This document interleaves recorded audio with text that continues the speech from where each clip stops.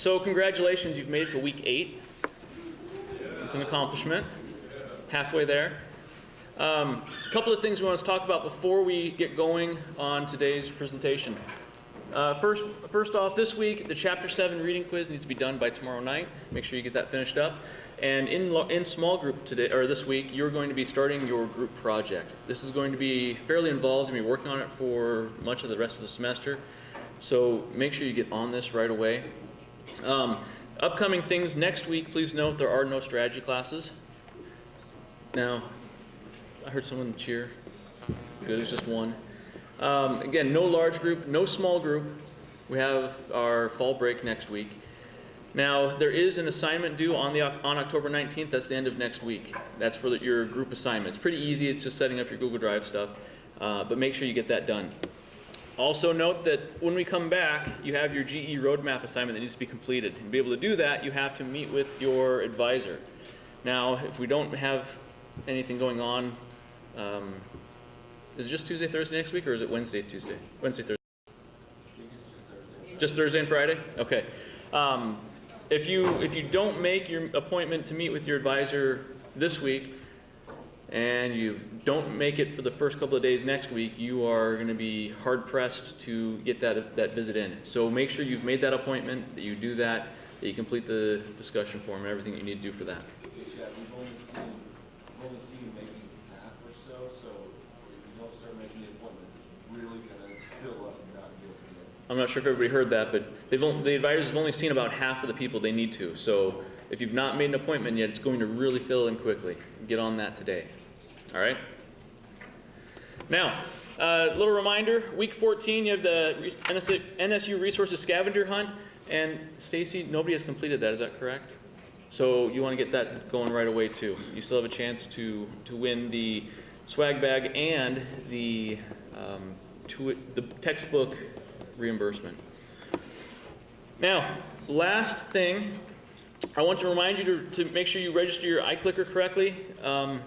We've been using them in here, but there's a number of people who don't have an iClicker assigned to them. I wanted to go over how you do that very quickly so that you can take care of it when you get back to your home or your dorm.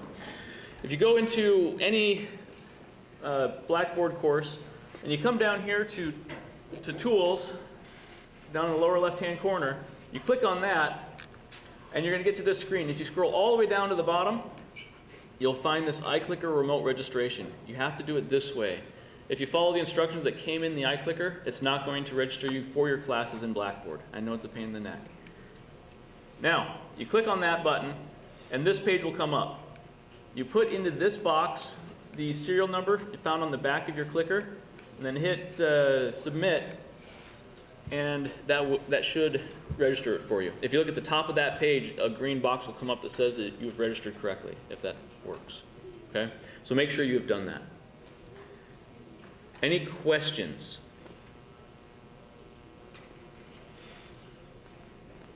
Okay. Now, today we're going to be hearing from Tiffany Biggers with the Student Academic Success Center. Got it. And she's going to be talking about tutoring and resources that are available to you. Please pay close attention. Keep your devices turned off. Be respectful. And enjoy. She'll have lots of very useful information for you.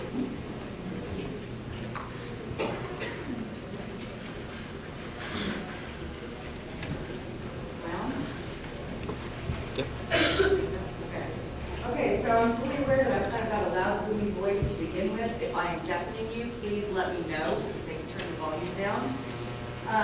So I know that I've seen some of you are my advisees. Hopefully some of you have come and talked with me about tutoring, needing it. I've had several of you come to me and talk about wanting to become tutors. So just know that there are many options for you within the tutoring programs here on campus. First off, my advice is keep calm and get a tutor, because I have so many students who walk in absolutely panicking because they are behind on assignments.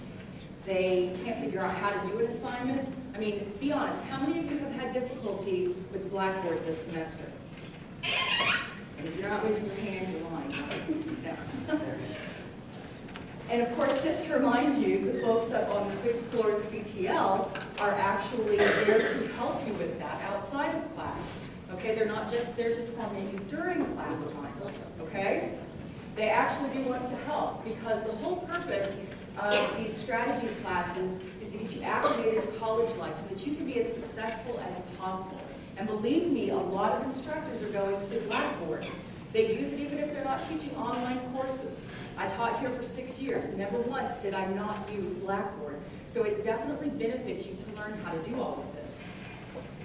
Some of the tutoring myths that are pretty prevalent is that you don't need a tutor unless you are a poor student. And that is absolutely not the truth.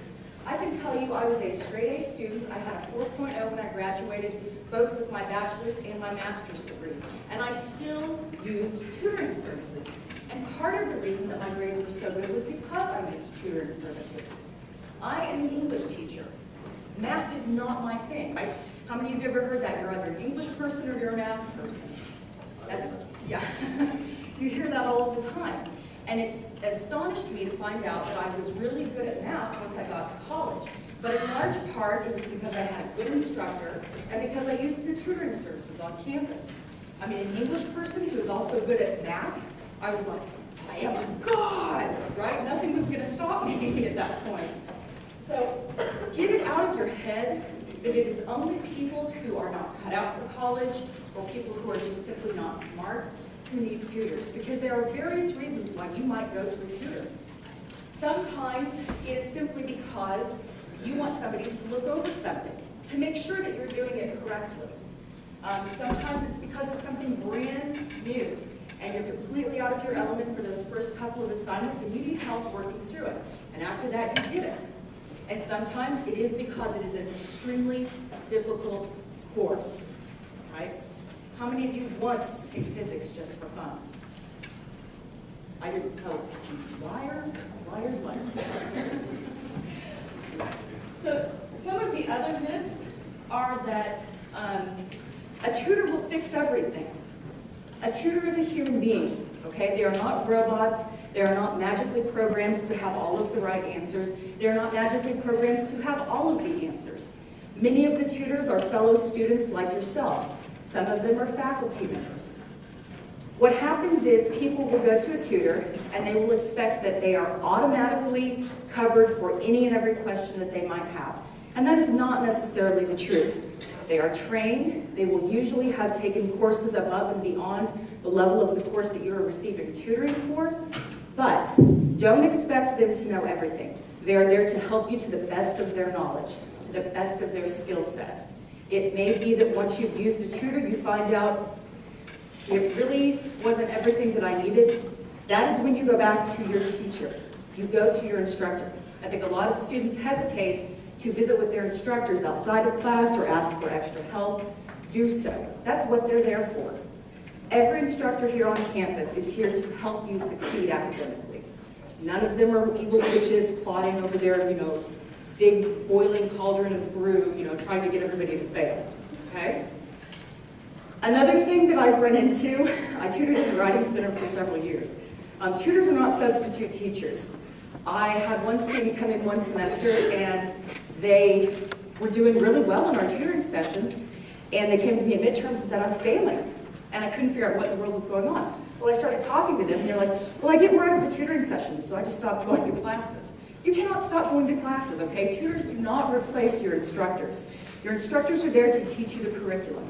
Tutors are there to aid you and help you above and beyond the classroom, okay? Please do not make that mistake.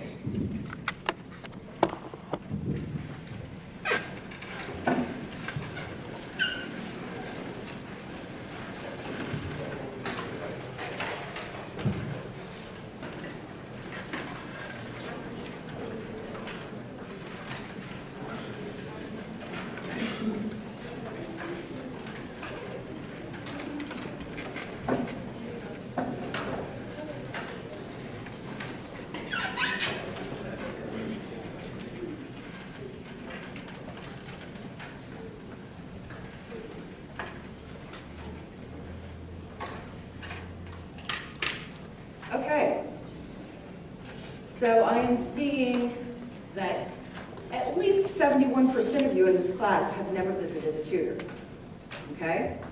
And that's fine. Maybe you haven't needed a tutor up until this point. Just know that they are always there and available for you, okay? Those of you who have used a tutor, what were some of the classes, and you can just call these out, what were some of the courses in which you got tutoring help? Comp 1? Yeah. What else? Because I know those two were the only ones that pushed A. Algebra.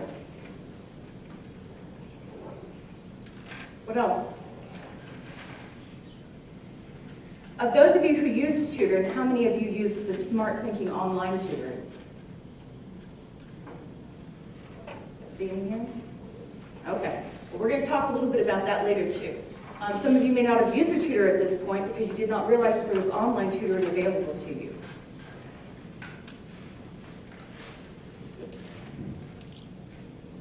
Okay. So some of the benefits of tutoring, right? Number one is that it will get you to stop hating your computer, right? And that's the whole point, is to get you to stop being fearful of it.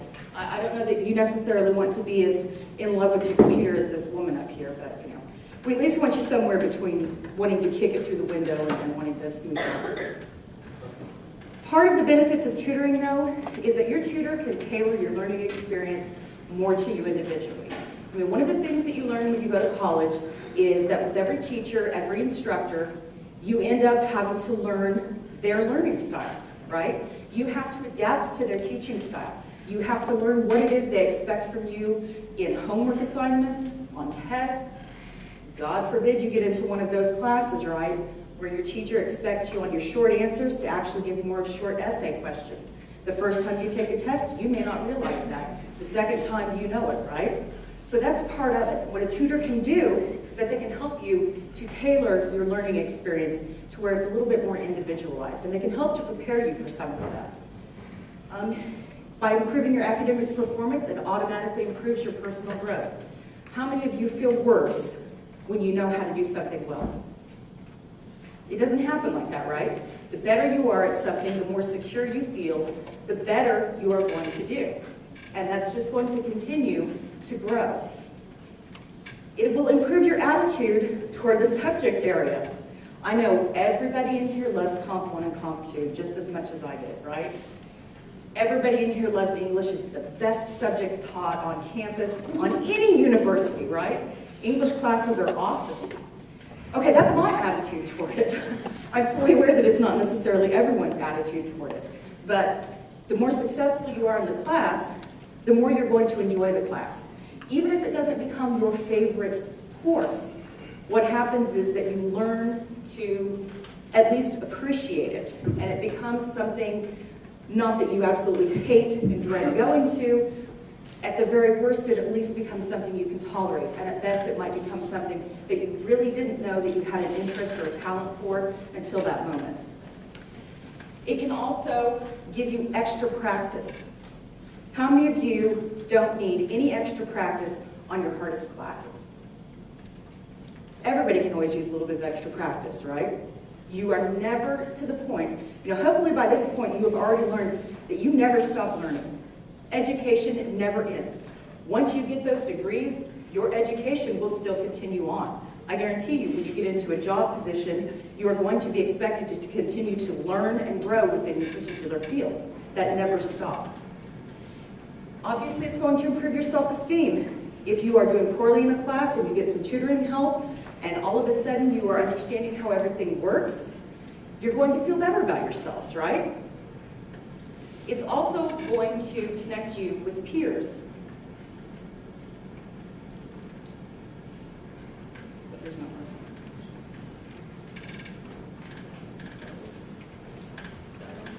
Yes, I broke it already.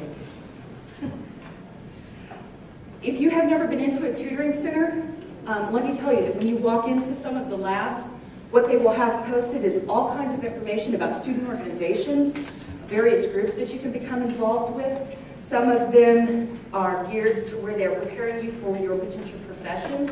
Some of them are just fun. It's a fun thing to get together with somebody else who loves Harry Potter as much as you, right?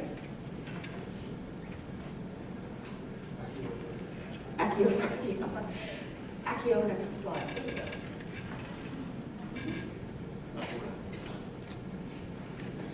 Okay. So there are also some very definite results that we can see. You know, researchers are still in the midst of trying to test, because it's difficult to gather research on tutoring and how it benefits or does not benefit students. Because you're not just talking about tutoring in one particular profession or in one particular course, you're talking about tutoring over a variety of things, okay? So one of the things that we've noticed is that it helps students to build confidence. You learn to prioritize your time. You're already having to juggle class time. How many of you are also having to juggle class time and work? Okay, now how many of you are also having to juggle class time, work, and family? Yeah, been there. It's difficult.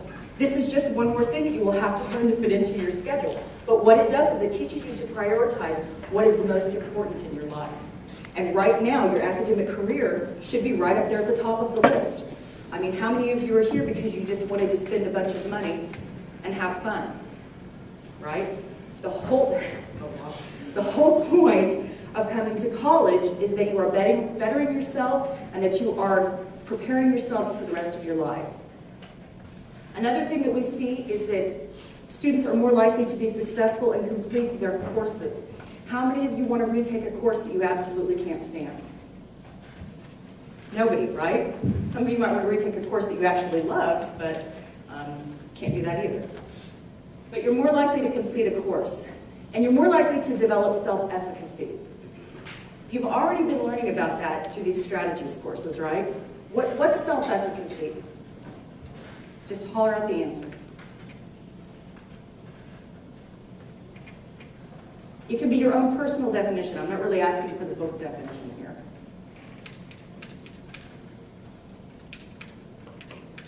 I'm a teacher, I'm going to start calling on people. I'm sorry? Believing you can do something well? Is that what you said? Yeah, I think that that's actually a pretty good definition of self-efficacy, is believing that you can do something well. Believing that you have those resources and that you're able to accomplish goals. That's a very good definition of self-efficacy.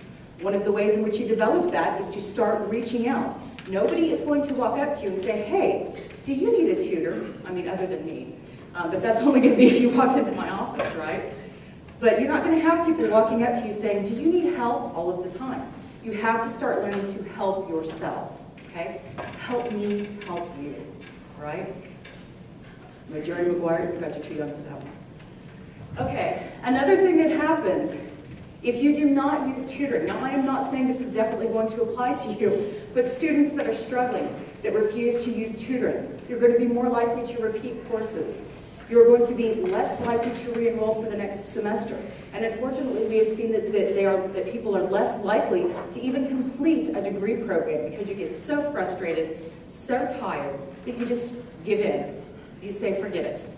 So what I'm here to remind you of today is don't do that. Don't let that be the first step that you take. The first step that you should take is to ask for help, okay? Let somebody help you with what you're doing.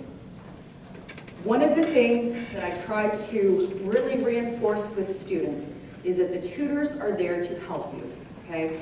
They are never there to be another teacher. Not that teachers are judging, but they are grading you, right? They're grading your efforts. A tutor doesn't grade your efforts. They're there to see where you need help, and they are there to help you out with those particular areas, okay?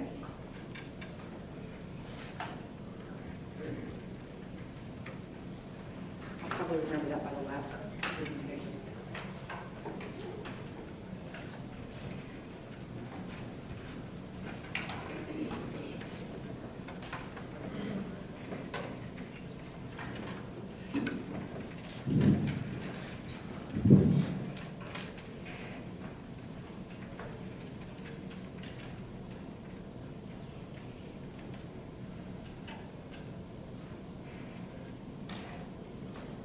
Okay, so that's good. I love to see that. So those of you who actually have visited tutoring centers, you had a positive experience.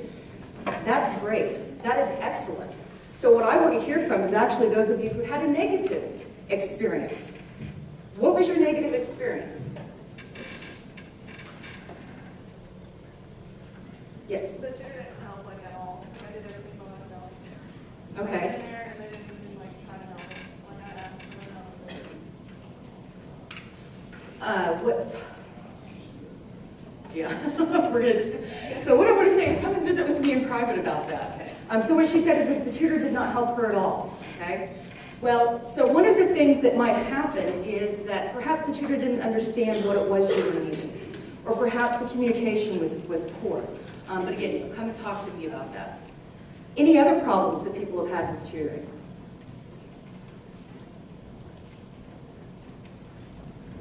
The person that clicked things about the computer on the iPad. I didn't even see that. So how many of you, part of the problem that you had was the times? You couldn't make it in for the times that were available. Anybody? Because that's another issue that I'm seeing with students sometimes, is that the times that are posted are not working with their schedule. Well, here's what to expect from a tutoring session. Number one, as I said, tutors are not there to replace your instructors. Don't start seeing a tutor and stop going to class. But what you need to also expect is that your tutoring session is going to be an active experience. You're not going to walk in, flop your stuff down on the table, and say, here, fix this. In particular, if you are, let's say you're going for computer science tutoring, you're in computers in modern society. They can't literally sit there and do your assignments for you. They're there to help you figure out how to do it. And I think that's one of the main problems that people have, is not understanding that it's an active thing. It's not more of the passive role of sitting in a classroom and being lectured to and listening to what the tutor has to say in the same manner that you would if you were in a classroom listening to your instructor. Another thing is that your tutor can help you work through your homework problems. They absolutely cannot do the homework problems for you. I mean, that really pretty much just goes without saying. Another benefit, though, that most students don't think about is that tutors can help you find resources on NSU or within and outside of the university. You know, many times the tutors have been here a few semesters longer than you. They have had to deal with things that maybe you haven't had to, and they can hook you up with those various resources that you didn't understand. One of the things, go into the library, ask the librarian, and this is another thing that I want to dispel too. Just because you don't have the title of tutor does not mean that you are not a tutor. The librarians, particularly the reference librarians within the library, that's what they're there to do. They're there to help you. They're there to tutor you as far as finding stuff on the library website. When it comes to writing tutors, it's very specific as to what they can do. One of the main complaints that I hear when students visit one of the writing centers, either here on the VA campus or in Trio, is that the tutor did not help them with grammar and spelling or mechanics. Well, they're limited as to what they can do. The whole point of the tutor is not to fix your paper for you. It is to teach you to start learning those skills for yourself, okay? However, if you go into a writing center, actually any type of tutoring center, be specific as to what you need. That is one of the most important things that I can tell you next to make an appointment. Be specific as to what you need. If you take a paper in there, and maybe there are 5 or 6 areas that you need work on, but that one particular day you say, no, I've got to have help with MLA. I'm not figuring out the citation, I'm looking at the LB brief, I still can't figure out what type of source formatting I need to be using here. Be specific. Let them know what you need help with. Otherwise, they're just going to jump in and start looking at something that maybe you weren't even interested in talking about that day. Tutors can also help with test prep. There are various centers across campus that can help you with that. If you go into the writing center, they can help to prepare you for things like the GRE and NAT, particularly if you're going into a couple of the master's programs. On the 3rd floor of the education building is the Cappy Wadley, I'm going to forget the entire name, Reading and Technology Center. I think that's what it's called. But it's wonderful up there. And they have all sorts of programs online where you can get on and you can practice for everything from ACT, say you want to retake your ACT, all the way up to various leaving exams. And they can help you out with that. Another thing that you need to keep in mind is that even if the tutor does not have every answer for you, they will try to find it out. But they are your peers, okay? They're different than your instructors. Not better, not worse, just simply different. They are your peers. So they're going to help you to the best of their abilities, but they are not necessarily going to have all of the knowledge that, say, an instructor might have, okay? And they are there to help you. You need to trust that. You need to trust that that is what they are there to do, that they are there to help you out, and that they have your best interests at heart. Because honestly, they do, or they wouldn't be there. Because let me tell you, tutoring is an exhausting thing. It's wonderfully rewarding, it's like teaching, but it is exhausting. So you can see just some of the tutoring that we have available here on NSU campus. And this is not even all of it. I would have had to have 2 or 3 slides just to cover it. Some of this is only available online, but a good majority of it is actually available in face-to-face tutoring. And just so you know too, I realize that you may not find it necessary to drive all the way up to VA, but there are tutoring centers on the MBA campus as well. So if you live halfway between, or if you commute down here, just know that you are enrolled as an NSU student, and that means that you can go to any campus to receive help. So effective tutoring, make an appointment. I know I have said this once before, right? Everybody loves this guy, right? Make an appointment. If you walk in, you may or may not be seen. You may or may not get the length of tutoring session that you need for that particular day. Make an appointment. Even if you are using the online smart thinking, make an appointment. And I will tell you that those fill up really fast. So plan ahead. This is what I was talking about earlier, time management. Plan ahead. Do not wait until you are behind on something. Do not wait until 2 days before an assignment is due to make an appointment. Show up on time. If you are late, all you're doing is taking away from the time that you had available to meet with that tutor to get help. Bring everything you need. Another common myth is that tutors will automatically know what's required of every assignment from every instructor on campus. Okay? That is not true. Absolutely not true. Make sure that you bring written instructions. If you have an instructor who puts everything on Blackboard or who gives you handouts for everything, bring those with you because that benefits you in the long run. And then, as I said again, be specific as to what you are there for. Let them know what you need because within a tutoring session, they're not going to be able to cover every single tiny little thing. You need to focus in on what you really need the most help with and then set another appointment. Return to the tutoring centers. If you find a tutor that you work with really well, that you felt just really benefited you, you understood them, you can actually request that tutor again. You can make appointments and request specific tutors. Do not be afraid to do that. Do not worry that you are going to offend somebody, okay? Smart Thinking Online Tutoring kind of helps to fill in the gaps where we do not have face-to-face tutoring available for you on campus. I know that some of you have already used this. How many of you actually have used Smart Tutoring? Or Smart Thinking? Nobody in here? Oh, 1, 2, okay. You know, and there are benefits and drawbacks to the online. I can tell you that the writing center portion of the Smart Thinking Online is very, very good. And you can submit the same paper over and over. You can one time submit it so that they look at grammar and mechanics, another time you can submit it so that they look at content. If you are having trouble with MLA, they can help you out with that as well. Sometimes the biggest complaint that I've heard about the online tutoring is that it's not interactive enough.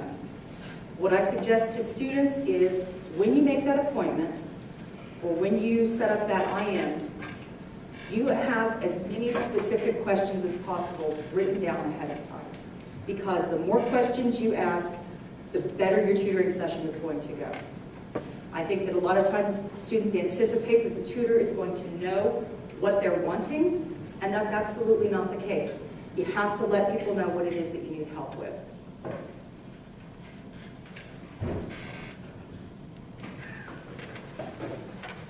Because I see people drifting and it is warm up here and dark. It's not that time. Stretch.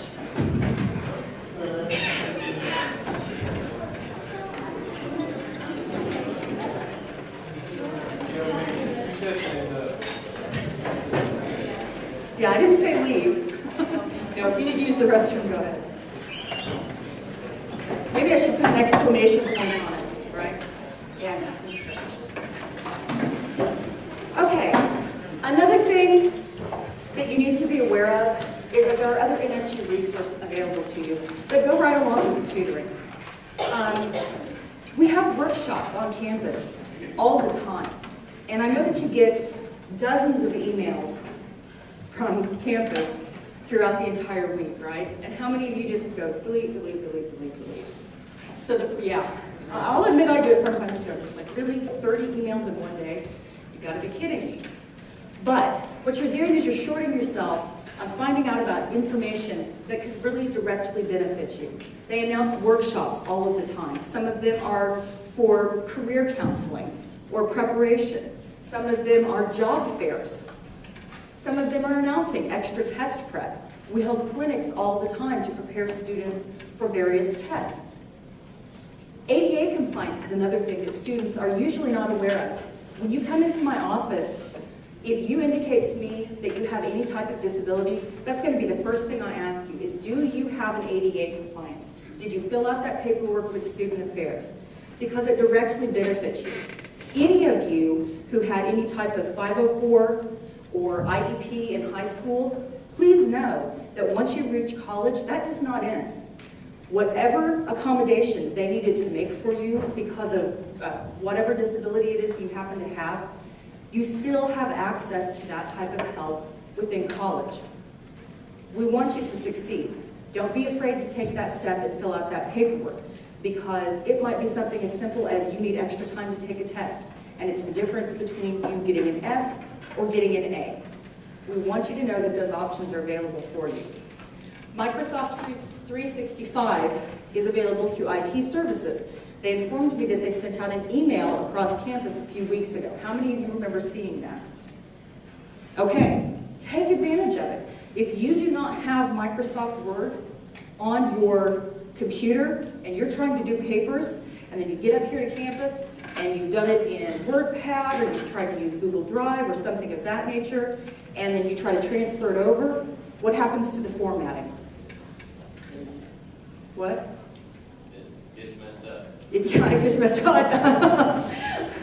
I think that was probably a nicer way of than what he said originally. Yes, it will screw it up. Know that you have those options for you through Microsoft 365. If you erased that email, if you don't remember seeing it, call IT services. They can get that set up for you. Another thing to take into consideration is the NSU mentoring program. When we've already talked to you a little bit about the advising model here on campus. Once you have declared a major, you get an academic advisor, and you also get a faculty advisor. Your faculty advisor is going to serve more as a mentor than anything. Your academic advisor is going to be the one who primarily helps you out with figuring out what classes you need to take, making sure that you're headed in the correct direction within your degree program. Because how many of you have already looked at your degree program and you got in there and you found out that there were like 3 or 4 different emphases or tracks or directions that you could go with on that? I know some of you have because you've been in my office, right? That is what they are there for. A mentor does that in addition to providing you with more information and career guidance, okay? We have a really good set of instructors and professors here on NSU campus. We are very blessed that we have good sources to pull from. We have people that are still highly involved in the community, who are involved in the profession in which they also teach. It's a wonderful resource to have, and you need to take advantage of that. Mentoring will take you not only through your academic experience, but beyond. And that's the whole point of it. And some of you, when you get to that stage, you might decide that you want to give back and be a mentor as well. We have a link. Ooh, you can't read Click it. that, can we click that? We have a link to the Student Academic Success Center on the mentoring program. And as you can see, it just has tons of information. I could not possibly go over all of it today unless you want to sit here for another hour. Who wants to do that? I'm gonna, Right? I'm gonna. to say a couple things about it? Okay, so the mentoring program is through the SASC. It's awesome. We have already some great mentors and mentees with great relationships. We've been going for about a year. What we're going to do, if you want to be involved in this, there's an application. You can see the link. If you go to if you just go to the website and type in SASC on the little Google bar at the top of the NSU website, it's on there, all of them, this little search thing. Type in SASC and then look for mentoring. You're going to find the links. What we do is we look through the applications, and we're a little behind right now. If some of you have done it, I apologize. I'm working on that. But we look through and we have applications that people said they want to be mentors and people that said they want to be mentees. And we're going to try to align you with somebody that has the same interests. So if I'm going to be a mentor, I already have a mentee. But if I was going to have somebody else, I'm really into guitar. I play guitar. That's like my hobby. I don't play in a band anymore. Stopped doing that when I went to college and didn't have time. But that's something that I'm interested in outside of college.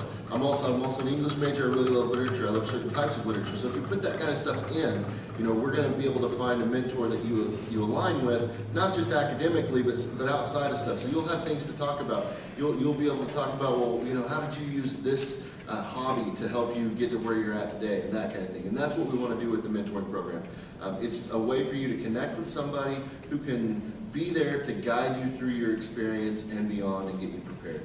And sorry to take over, Tiffany, I'll let you have it back. Oh, DFTBA.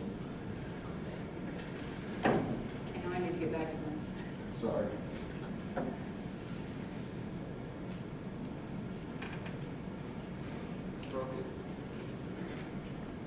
This is why you don't bring your boss along. Should be good. Okay. Wow, that gets really dark. It says replace the link. Okay. So, one of the main things that I want you guys to take away from today is to realize that there are so many resources on campus that are available to you. We cover just about every need that you would have. Don't be afraid to reach out and ask for help. That is what we do. All of the advisors on campus will do that. If you don't feel comfortable coming and talking to an advisor that you have never met, go and talk to one of your instructors, one that you feel comfortable with, right? I keep forgetting to start the timer. I'll have it figured out by the last presentation. Can you guys read that? It says, would you be interested in being paired with a mentor? A is yes, B is no.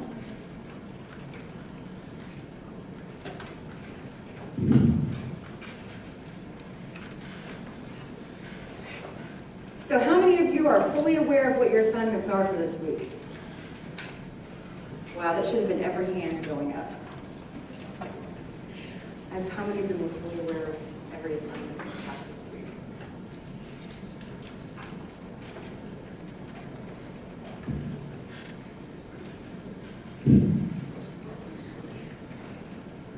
Okay, so what I'm seeing is that quite a few of you would actually be interested in being paired with a mentor. So my next thing would be to tell you that the steps that you need to take are to go to the website, look at the information we have presented for you, walk into the Student Academic Success Center and say, hey, I am interested about this. I want to meet with one of the advisors. I want to know more about this, whether you want to be paired with a mentor or whether you are curious about becoming a mentor for someone else. It's never a bad thing to start thinking about beyond college. And when you're talking about putting together your resumes and your CVs, putting on there that you have been a mentor to others within a professional program looks really, really good. You can never start thinking about your resumes and your CVs too early. Okay?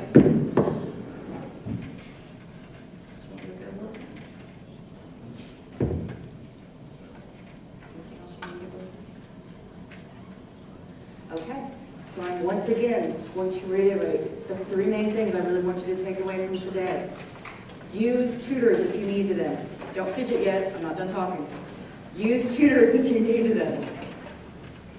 Make appointments with your tutors. Don't just walk in and expect that you are going to get the experience that you need and want. And be specific. When you walk in there, tell them exactly what it is you're having trouble with and tell them exactly what it is you want them to help you do. Okay? Give me questions. What questions do you guys have about anything I've talked about today? Are the tutors just students or are they faculty as well? It depends on the tutoring center. Some of them are faculty members, obviously for CT&L, for the Blackboard help, they are all faculty members. Some of them are peers. When you're talking about like the writing center, the majority of them are actually graduate students in the English program. When you're talking about these smart thinking online tutoring, they are all professionals. They are all people who have been in their fields for 9 or more years. They are experts at teaching. Lots of them have higher level education and degrees. Good question. Ask me another question. Are you a tutor? I was a tutor. If it ever comes to a place where you need tutoring, you absolutely cannot find the tutoring that you need, that's when you come and talk to me. And I do my best to help get you set up with a tutor. I will step in on the rare occasion if it's absolutely needed, but believe me, those are rare. Because we've got excellent tutors on campus, and I can guarantee you, you don't want to come to me. Despite the fact that I said I got A's in math, that was several years ago. Don't come to me for math tutoring at this point. You would not be pleased with the results. Another question. Come on, that was 2 good ones so far. Let's at least make it 3. How many of you are interested in being tutors?